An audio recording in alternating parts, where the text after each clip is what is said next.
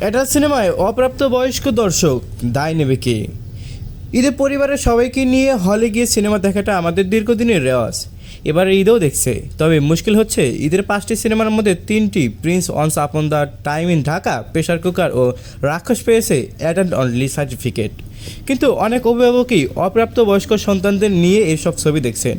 এবারে প্রথম নয়, কয়েক বছর ধরেই মুক্তি পাওয়া ছবিগুলো এরকম ঘটনা ঘটাতেই চলেছে। নাম প্রকাশ না করার শর্তে ঢাকার একাধিক প্রেক্ষাগৃহের টিকিট কাউন্টারে বিক্রয় কর্মীদের সঙ্গে কথা বলে জানা গেছে, দর্শক জেনে বুঝে টিকিট কাটছেন, তারা ছবিগুলো উপভোগ করেছেন। একাধিক অভিভাবকের সঙ্গেও এ বিষয়ে কথা বলেছেন এই প্রতিবেদক। ধানমন্ডির মনিরুল ইসলাম বলেন, ছাত্র জীবন থেকে সিনেমা দেখার অভ্যাস। এখন স্কুল পড়ুয়া 3 সন্তানের বাবা। এবার ঈদেও 3টি ছবি দেখেছেন তিনি। আমাদের 5 জনের পরিবার। যখন ছবি দেখতে যাওয়ার সময় তখন সন্তানদের বাসায় রেখে যাওয়া অসম্ভব, তাই না চাইতেও একসঙ্গে পরিবারের সবাইকে নিয়ে ছবি দেখা হয়।